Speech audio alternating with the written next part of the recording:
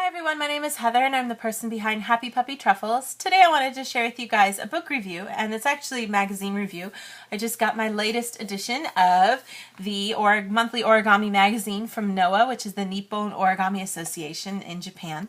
And they always, of course, send things out about a month in advance. So even though we're just getting ready to start April, they send the May issue, which is great. It gives you lots of time so you can make things and be ready for the stuff they're talking about here. But for May, when we think about May, obviously I think for most people around the world, even most people think of Mother's Day. That's a common kind of thing. And then another holiday that we celebrate here in Japan is Children's Day, and that's the 5th of May. And it's a national holiday, and it used to be a day that was just celebrated for boys, but lately these days girls are in on it too, and all the toy makers are trying to make lots of money by trying to get everybody to buy gifts for everyone, and it's just crazy.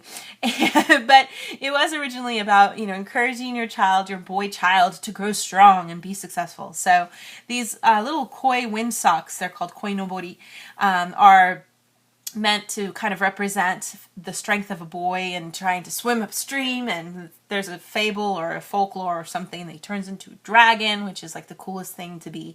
So yeah, it's a big day about, just praising your children and wishing them happiness and health and all those things.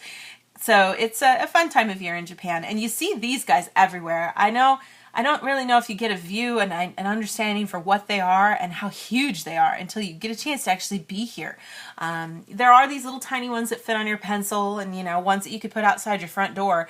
But really, ideally, they're ones that are so huge you have to actually rig a huge long piece of bamboo and have them kind of stationed in your backyard. And the idea is that they can be seen from far away. And really, seriously, some of them are so huge they're almost bigger than your car. So, and beautiful colors, just fun to see. So it's a really common part of celebrating May. And May, the Children's Day, is part of Golden Week in Japan, which is a time when we have a lot of days off. They all happen to be lined up in a row there. And so everybody has a lot of days off, and they take that time to go on a vacation with their family. So this stuff is chock full of great things to help you celebrate Children's Day. And on the cover, it's mostly just that. You've got the traditional kind of samurai imagery that we associate with Children's Day here. So you've got the samurai helmet and the sword.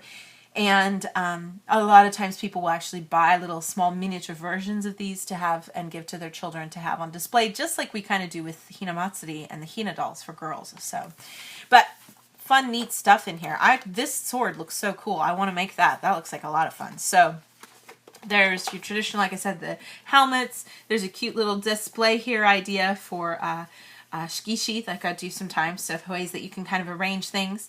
And then this, like I said, this really cool sword here that actually has a sheath. That's pretty neat. So that's always fun to have. And then kind of a different take on the traditional origami that we have for helmets. There's a box variation of that. That looks like fun. I can't wait to see how that works out. And a cute coaster kind of idea here. And then some things for Mother's Day, different kinds of containers and stuff with strawberries, really pretty stuff there. So some really pretty bird. That's a really pretty bird. So neat ideas for this time of year. Got some stuff right here, just some displays of some cool things. This is neat, this little sand glass kind of, so with the different pieces there. That's kind of pretty. Just different things people have submitted or been part of competitions for that you can see. And then there's all the usual stuff that just tells you how to make stuff. And everything in here is always just so well displayed. The directions are really clear. You've got great little hints here about what kind of size to use for things. So you can kind of use that or just trial and error. Try it once and see what happens. Lots of neat things. Stuff about how to tie the knots that you find on the helmets, and some information just about how to pronounce all these different names for all the parts that you see there. So kind of cool stuff. And just neat kinds of things. And different variations of difficulty. There's some stuff that's super easy, and then some things that are really challenging too. So it can be a lot of fun for people that way. And then they always have their usual little bit of information here from around the world, different kinds of events, shows, contests, that kind of news if you're into that. And also something from around the world somewhere. And this month, is from India, which is neat. Kind of neat to see how much origami has just influenced all over the world. So And then at the very end, my favorite part is always the part I can't read but want to be able to read. I need to practice. I need to learn Japanese better. Is this little bit that's from this old boys magazine from the Meiji era that features the directions of how to make something here in origami. So always a neat thing to see there, how all this goes into history and stuff. So I think it can be really pretty cool.